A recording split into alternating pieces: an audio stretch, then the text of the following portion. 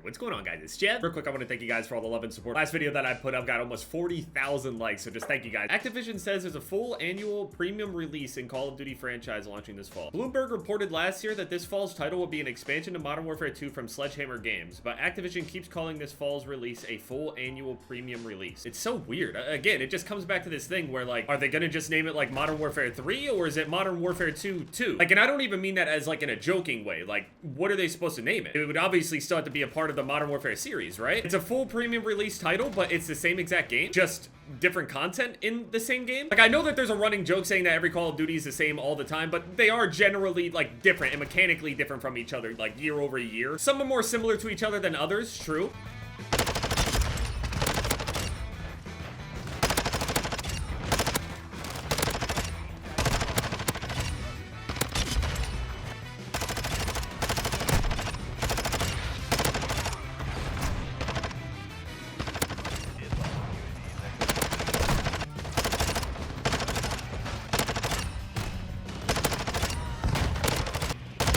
So what's gonna happen? Are we gonna end up having the same game? It says it's developed by Sledgehammer, but it should be like Sledgehammer and Infinity Ward, right? But then they're also saying that like all of these games are worked on by everybody, but we know that Treyarch has the 2024 game. It's just weird. So if this is Modern Warfare 3, right? I mean, I guess they could sell it that way, but that's just odd to me. We haven't heard anything about Modern Warfare 3 though. They've only just been saying that it's just an expansion with like no name attached. I mean, it could just be that they don't have a name, or they're not entirely sure yet, or I don't know. Would they have a name by this point in like the development cycle? Especially if they had already laid the groundwork for it before? I've seen more clips going around with like hackers and other exploits and things.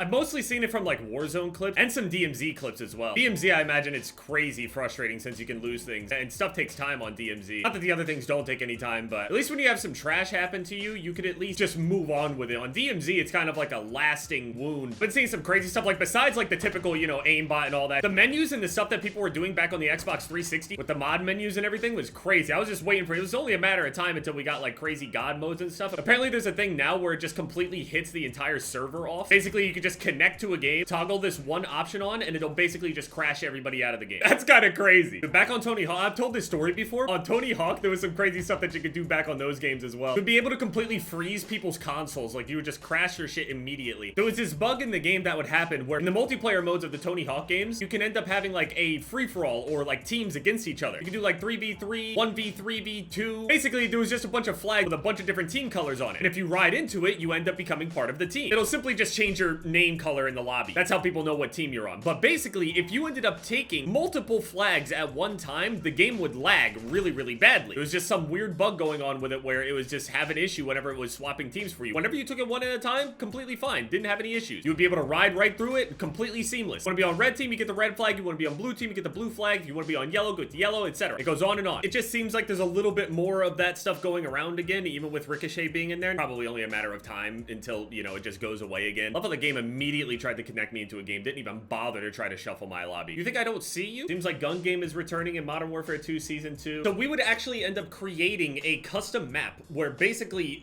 as soon as the player spawns in, they just fall down and land on top of a bunch of those flags. So as soon as they spawn into the map, they just fall down into it and die. So every time they join the server, there's nothing that they can do. They just instantly freeze. There was also other stuff that was going around too, where there were these taunting commands where if you plugged your keyboard into the PlayStation, you would be able to hit the F keys that would like say something that's predetermined. And there was only a certain amount of things that you could enter into that were programmed in the game, but not everything that was on a keyboard. So people found keys that basically made it so it would end up coming up as a black box instead of just like a regular character. So people would have these taunt buttons, literally a macro to freeze people. They will take that macro, change it to a bunch of like something that results in a black box, and you would just join the lobby and just spam that button and it would just freeze everybody. The amount of times that I came back to my game when I was just sitting there to a screen just filled with a bunch of boxes, frozen, and I just had to restart my game was insane. So hitting people out of lobbies and stuff like that, I mean, it's not brand new or anything. It's not exactly the same as like getting hit offline. I still need to figure out what I'm gonna do now that Elden Ring is done. Well, the randomizer, that version of the randomizer, a whole lot of people gave me a whole lot of different ideas, but I'm not entirely sure of what to do yet. People were asking about Hogwarts Legacy, but it just doesn't really seem like my kind of game. Again, it's just gonna be one of those situations where like if I do one video on it, I'm not gonna make multiple videos. I said the same thing about God of War. I understand that it's a good game and everything. It would have won Game of the Year if it wasn't for Elden Ring. Why would I do it for Harry Potter? I think also one of the easier things that I could do is my New Game 7 run. Elden Ring on New Game 7 is a whole different, oh, it hurts really bad. The UFC coming up this weekend is one of the highest level matchups that we're ever gonna see. Volk versus Mahasha.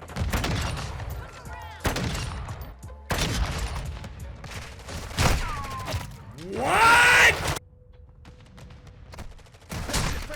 That's not what happened! And meanwhile, I'm sitting here laying bullets into a guy's forehead when he has a riot shield. Has an invisible box around his entire head just because he even has it on him. I would know, I use it.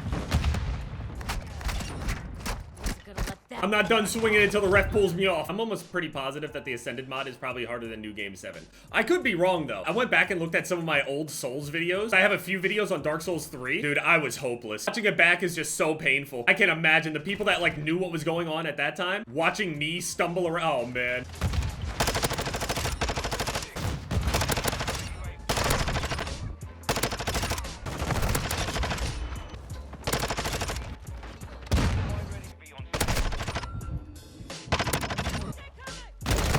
Look at them all hug each other, holy. I don't know what you're shooting my body for.